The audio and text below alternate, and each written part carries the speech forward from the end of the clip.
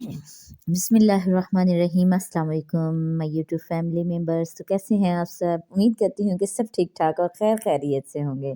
जी, तो आलू जो हैं वो आ चुके हैं बाज़ार में, और जो ना सिर्फ चिप्स बनाने के काम आते हैं, हमारे रोज़मर्रा की जितनी कुकिंग होती है उसमें सिर्फ आलू ही यूज़ होते हैं। हर कुकिंग में जो आलू गोश्त, आलू मटर, आलू सब्ज़ी, आलू गोभी।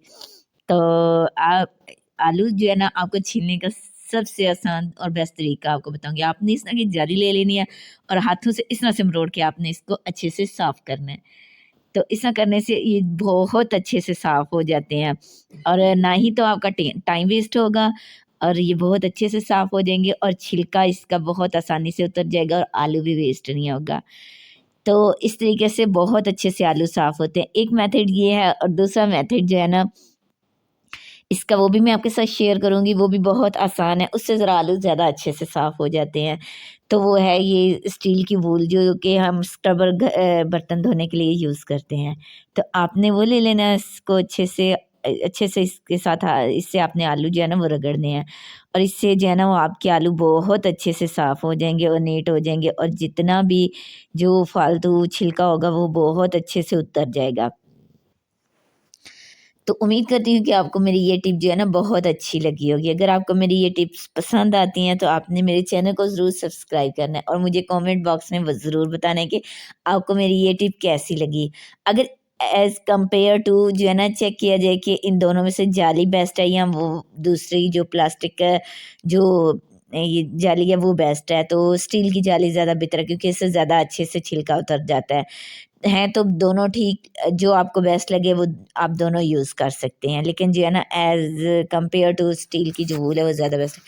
तो जी आ जाते हैं अपनी टिप नंबर 2 की तरफ। टिप नंबर 2 जो है मेरी वो इस तरह से पैड को लेकर है, और जो है ना आपने ये इसकी जो साइड्स हैं वो आपने काट लेनी है।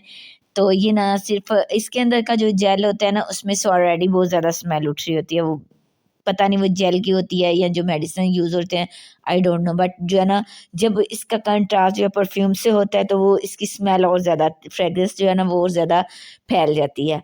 तो आपने जो है ना कोई अच्छा सा परफ्यूम लेना है, ब्रांडेड परफ्यूम हो तो ज़्यादा बेस्ट है। लेकिन अगर नहीं है तो आपने सबसे पहले इस पे वैसलीन लगानी है, और वैसलीन लगाने के बाद आपने इसके ऊपर कोई भी परफ्यूम का स्प्रे कर देना है।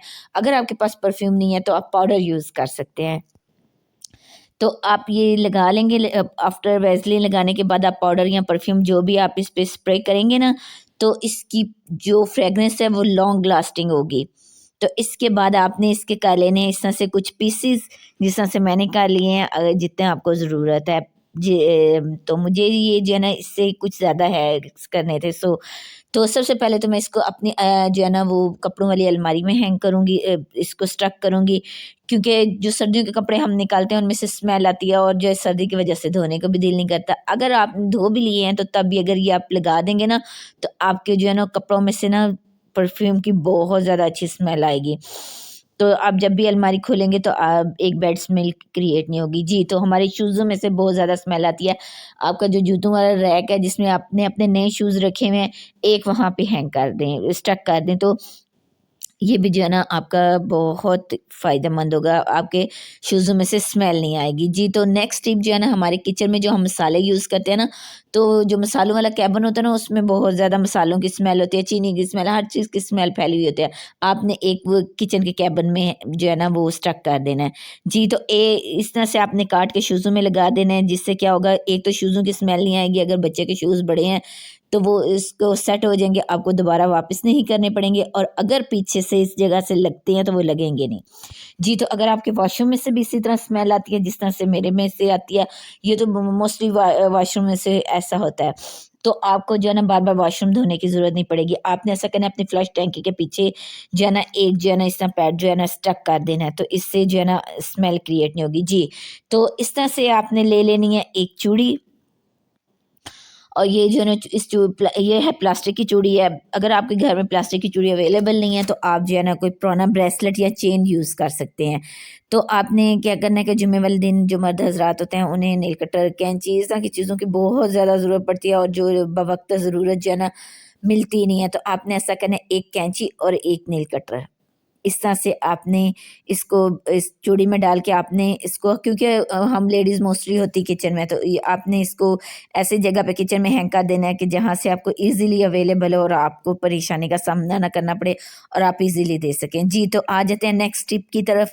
जी, तो मेरी जो नेक्स्ट टिप है वो इस तरह से, जो इयररिंग्स को लेके हम लेडीज़ को पहनने तो बहुत ज़्यादा पसंद है, जिसकी वजह से ये क्या होता है कि जो ये जो होल होता है ना ईयर्स का, वो जो है उस पे कट लग जाता है हैवी इयररिंग्स पहनने की वजह से, और वो जो है ना अपनी जगह पे ठहरना मुश्किल हो जाता है, और जिसकी वजह से हमें बहुत ज़्यादा शर्मिंदगी होती है कि कहीं किसी शादी में आना जाना हो तो वो पहन नहीं सकते। तो आज के बाद आपको इस परेशानी का सामना नहीं करना पड़ेगा।